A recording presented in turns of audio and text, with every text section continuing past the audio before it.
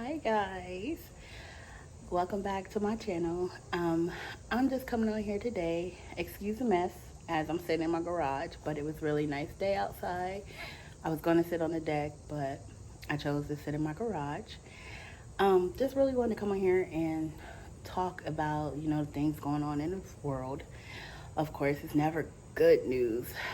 2020 just seems like it's been a hot mess already. So this doesn't make it better or anything, but you know, as a black woman myself, I do have to see and acknowledge the things that's going on in this world. And, you know, it's hard as a black woman to watch and see that nothing has changed. I mean, we took to the streets, we protested, we even got mad and rioted and destroyed property. And I don't condone all of it, but it was a start to try and fix, the big issue at hand.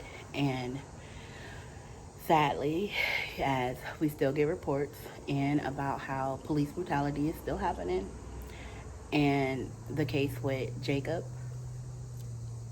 Blake is his last name, is really, disheartening in a sense, because from what I'm reading or the reports that's, coming out, it sounds like he wasn't even a suspect in what happened. It sounded like he was trying to break something up and he got shot in the process of walking to his car and opening the door. So to me, I feel, if at all, that, the police were in the wrong. Why shoot a man that's not even a suspect? Whether you thought he was or not, he walked away. He was unarmed. He did not have any weapons on him. And if you were trying to stop him from getting in his car, you had plenty amount of time to stop him without having to shoot him. 7 times at that. He was shot 7 times. Of course, by the grace of God, he is not dead, but he is paralyzed. And we don't know how long he will be paralyzed, if this is a life-altering moment or if it's temporary. But still, it wasn't worth it. I mean, just watching the video myself, there's so many ways that could have been basically fixed or stopped without him being shot, especially if he was not the suspect. And honestly, we're supposed to be a world of justice that is innocent until proven guilty. So why would you pull out a gun on a man that didn't even have any weapons in the first place? You should have asked him to stop. If he did not stop, you could have tackled him. At least he'd still be living and not paralyzed. No bullet wounds. There's so much wrong with our police system. They shoot first, ask questions later. That's not good. That's not how our mentality should be. I mean, just look at it as a standpoint as a social worker or a nurse. In a matter of, we deal with mental health people, or we deal with people that are drunk or high on a daily basis, and yet we don't have weapons to shoot them.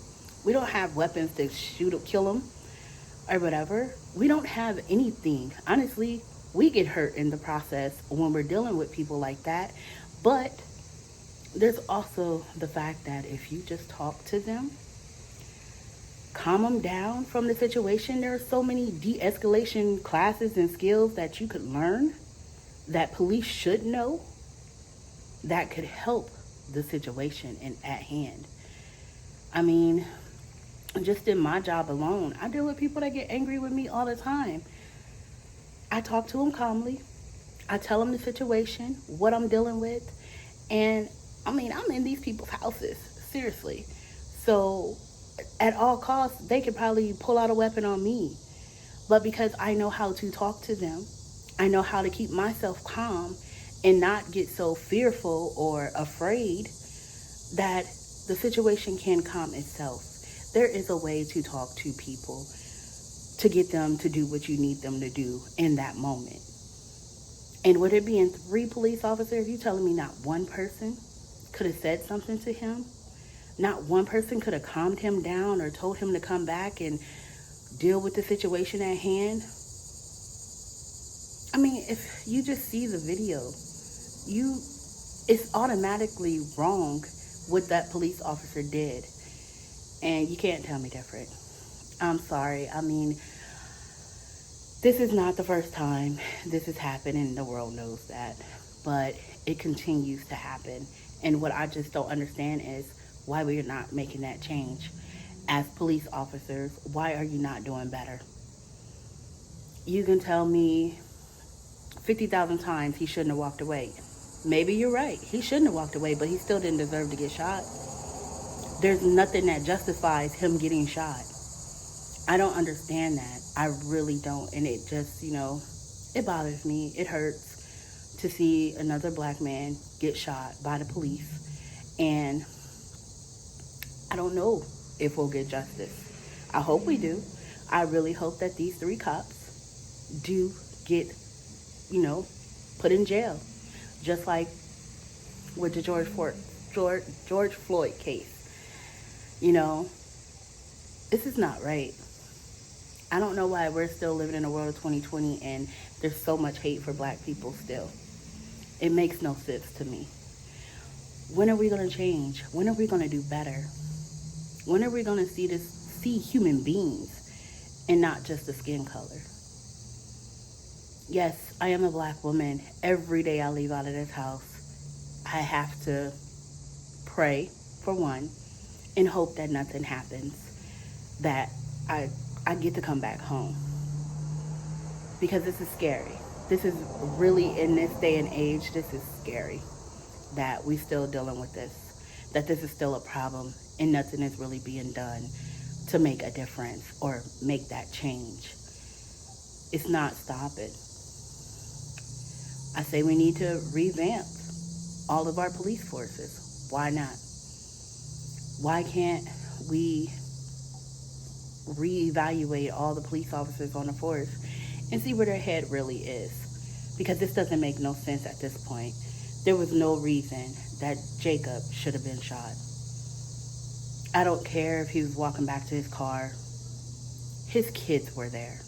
Does that even matter? Like, where are we in this world that police officers can't see that all these people watching saw what happened? And I'm pretty sure when they reevaluate that video, there's so many ways that could have been done differently. I don't understand how in the year 2020, when everything else is already going wrong, that we're still having these type of talks, that this is still really an issue. Like, why? Why is this an issue now in 2020? We've been fighting this fight for so long, and yet it's not over. I just want to take a moment and really, I'm praying for Jacob Blake's family. I'm praying for justice. And I hope that maybe, just maybe, we can make a difference in this world. And people can really start seeing how our lives matter too. There's no reason I should fear walking outside of my house, riding in my car, and even if I get pulled over by the police, why should I fear that? If it's a routine stop, don't pull your gun out on me. For what? I'm not in any way a threat. Whether I walk away, whether I cop an attitude and get smart with you, is that really worth taking my life because I got smart? Seriously? I mean, I don't understand it. I really don't. Yes, we get frustrated too. We have bad days too. But it's not worth our life if we start yelling or cussing at you. Your first thing should not be pull out your weapon and think that it's the right thing to do when you know, for one, I don't have a weapon. I mean, I'm just a girl that probably was speeding and probably trying to get to my next destination, but it shouldn't come to the point where I have to fear that you may pull out your weapon. That's not right. It's not right in any sense. And again, I get it. He walked away, but there were so many other things that police officer and his partners could have done besides shoot him 7 times. Seriously, 7 times? An unarmed man? You just wanted to shoot him 7 times? What was going through your mind at that time that you felt that you needed to shoot him 7 times? I'd rather it been a situation where you tackled him to the ground but didn't kill him. That would have been better. You could have ran and stopped him from getting in that car if it was that important, but it wasn't worth getting shot 7 times. Whether he lived or not, now he is forever traumatized.